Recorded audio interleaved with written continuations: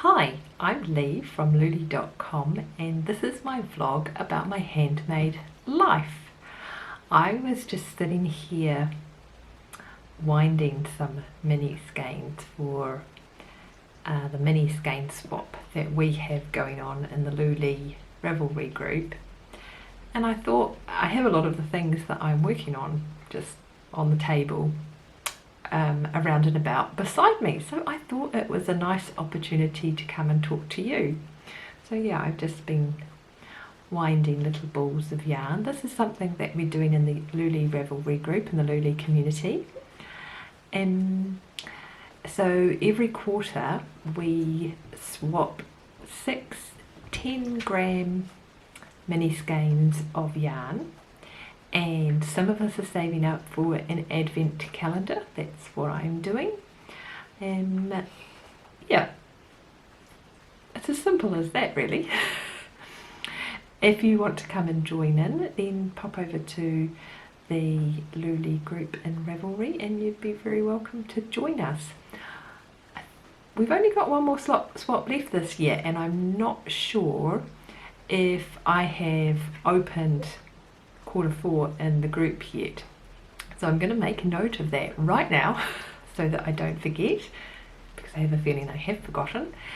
So by the time you see this, that will actually be open in the Revelry group and you can go and join in there. It's actually quite nice sitting here. I've been given a table, so I'm no longer sitting on the floor to talk to you, which is really nice. And just behind you I have the loofah plant that I've been growing. It has an ongoing aphid infestation, and being inside, there's kind of not a ladybird to come by and just keep that under control.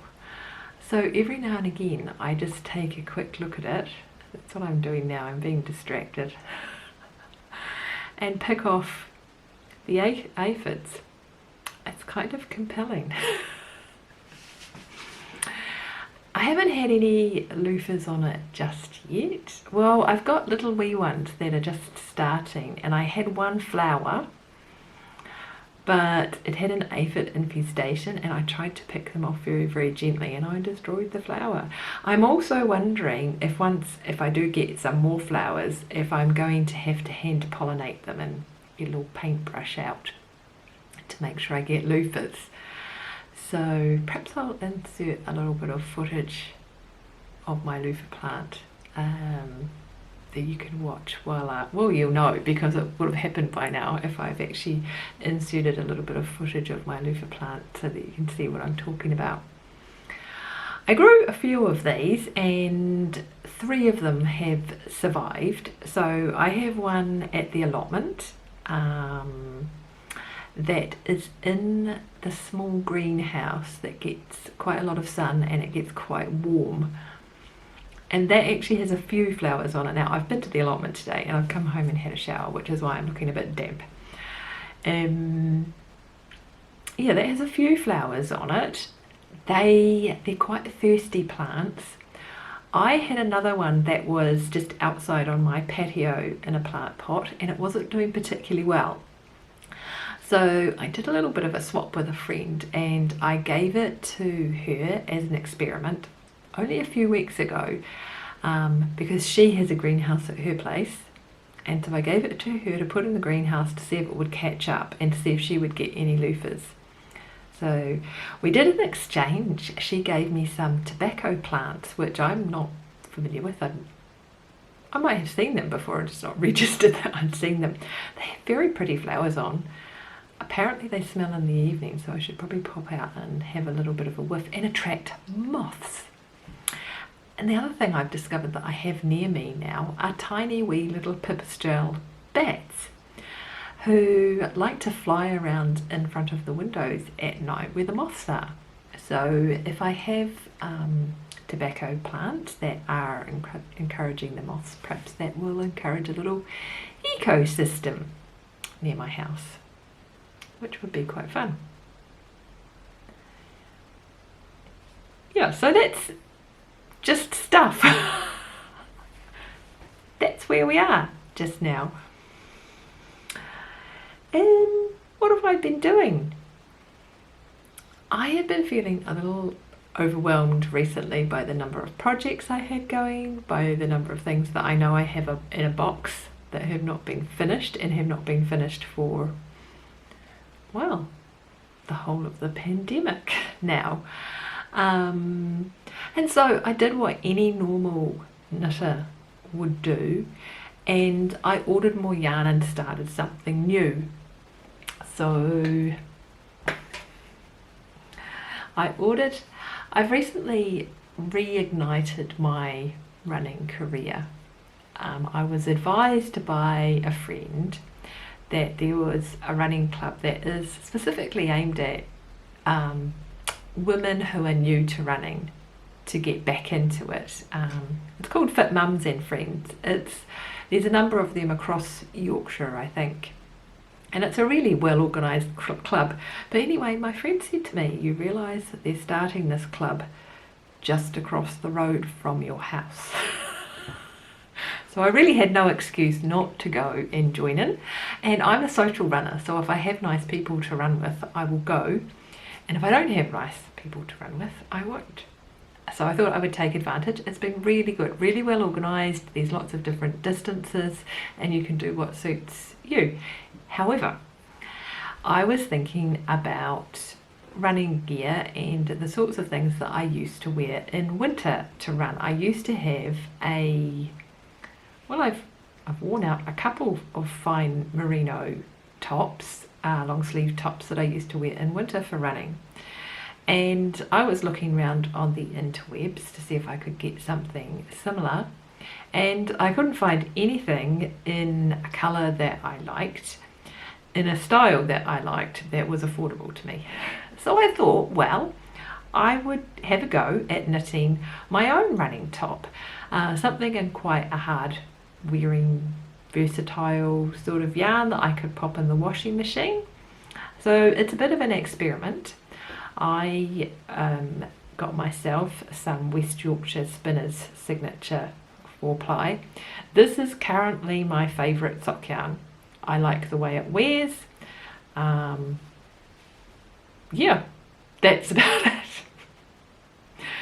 I'm not incredibly keen on the colours that it comes in. I think it comes in a good selection of colours, but none of them are particularly inspiring to me to fit into my wardrobe, or ones that I would want to wear as garments.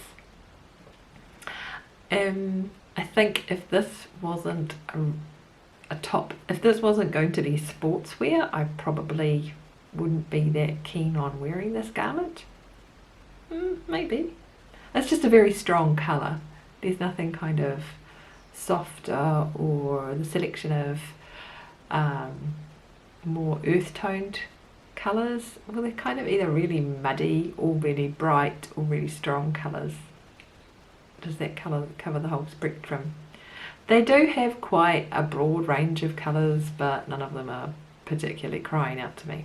This was the nearest one to it. I thought this would make a lovely running top, and it would go with the running gear that I currently have and my new running shoes. That's a long way of saying that I really like West Yorkshire Spinners Signature 4-ply because I think it wears well as socks, and this is the colour that I've chosen to knit my new running top in. I was looking around for patterns and I decided that I would go for something that was just not completely functional, something that was a little bit pretty.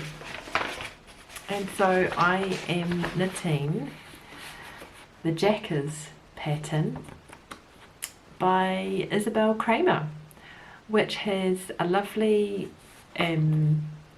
lace yoke and then the detail on the sleeves as well. And I have cast on, I did a really pathetic swatch.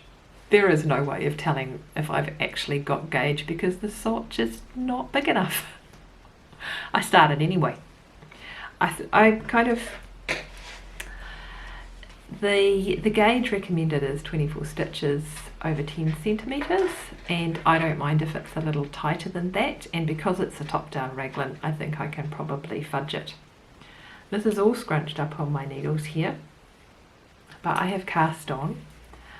I kind of want this to be a replacement for a vanilla sock, and so I'm just trying to charge through so that when I need some mindless knitting I can pick this up. So I'm trying to charge through the lace as quickly as possible.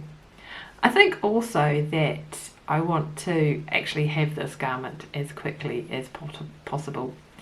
I don't want the weather to cool down and sort of feel like I don't have something to wear. I'm feeling quite enthusiastic about running, and so I don't want to become less enthusiastic about it because I haven't finished my top. It's always nice to have something nice to wear when when you're doing the exercise and you're a bit sweaty and not feeling at your best. I think the thing is I'm just excited about this right now, so this is what I'm working on, and I'm a little bit obsessed with it. So yeah, that is my Jackers top.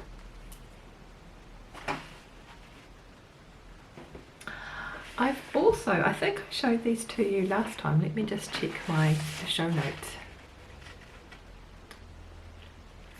Maybe I didn't. Oh no! Yes, I think I showed these to you last time, and I was just starting off. And I had this lovely sock blank, which I am thoroughly enjoying. I'm hoping to get 2 pairs of socks out of this actually. And so I have finished the first one. These aren't for me, I'm going to gift them to friends. This is the first pair, and I'm really pleased with the way that this is coming out. So that's exciting. Let me see if I can find the tag to remind. So this is from the Love of Yarn, and it's a hand painted sock blank. Doesn't have a colourway. I got it at the last Edinburgh Yarn Festival. I love a sock blank. You can't really get them that often anymore, but apparently the Love of Yarn is still doing them, so that's exciting. The heels and toes is a colour that I got, some yarn that I got from Ginge Twist Studio. It's their sheepish sock, and I only had a little blob of it left. I'm a little worried, well I was a little worried, I'm still worried that it's not a big enough blob, but I had started a sock cuff in this yarn, and I was just pulling this and it was unravelling just fine. And I got to the point where I'd pulled so far and it's just stopped unravelling normally. It's like there's a little twisty, it's like I'm unravelling it from the wrong end now, and I can't understand why it was unravelling just fine and now it's not. It's very weird. Anyway, so I am very slowly and meticulously unpicking that. And I'm not sure if I'll have enough. I have this little blob here and this here, and I'm not sure if that will be enough for the heel and the toe on the second sock. So we'll see. That one is, yeah, the verdict is out on that. Here is my second sock. The thing that I really enjoy about a sock blank, and this will annoy some of you, is they're completely unpredictable. You never know how it's going to turn out, and that's what I love about it. So yeah, and I have it in my bag that Sue made and donated to the podcast, and I pilfered it for myself. And it all is kind of matchy-matchy. I don't go around matching my project bags to my projects, so when it serendipitously does, that's really exciting to me.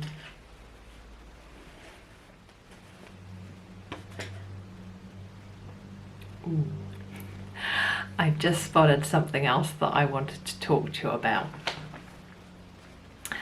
A few months ago I started a 100 days project, which I know is something that some of you have done before, and I've started 100 days projects before. Basically, if you're not familiar, you select something that you want to work on for 100 days, and it's usually a creative thing. There's a lot of artists and people who draw things and do other types of art forms who will do this, but I guess it would work for anything that you just want to improve at. I have tried other 100 days projects, I've started them off, and I've never got past day 3. So this project was inspired a few months ago when I had a life incident with a pheasant, and I wrote a story about it, and I really enjoyed the process of actually sitting down and writing the story. Was thinking about something as writing is something that I really wanted to include in my life again. It's something I did when I was younger, and so I thought that what I would do would be to try writing a really short story every day for 100 days. And to be honest, I'm up to about day 84 now. I only write 2, maybe 3 pages of one of these notebooks. This is the current notebook, which I rather enjoy. Actually, this came from Flying Tiger, and the paper in it is quite nice to write on, just in case you wanted to know. So I started this project. I wouldn't say it's been enjoyable, it's been like exercise. It's been enjoyable in the same way that doing yoga in the morning is enjoyable. It's just a little something to do. I'm up to about day 84, and I had been talking with some friends who have done 100-day projects about where to from here. What do you do after your 100 days project? I think one of the things that's actually been really nice is that I've been posting the stories on Instagram if you follow me there, and people have been suggesting prompts and themes and inspirations for the story, and I tend to take a prompt or a theme and do 3 different stories about the same thing, and that's been quite an interesting process. The other thing was that I had a couple of themes that I had quite a visceral reaction to. I had quite strong feelings about. I was like, I'm not sure I want to write a story about that, but that was actually a useful starting point. Anyway, I'm up to day 84, which is surprising to me that I got this far.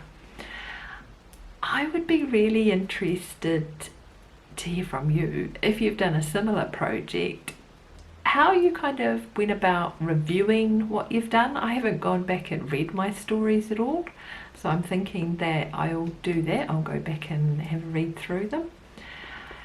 Yeah, just what sort of review you did and how you went about deciding what you were going to do next. Did you decide to do something different and try something else, or did you decide to carry on with the same thing, or did you decide to take a course, or yeah, where did you go after your 100 days project?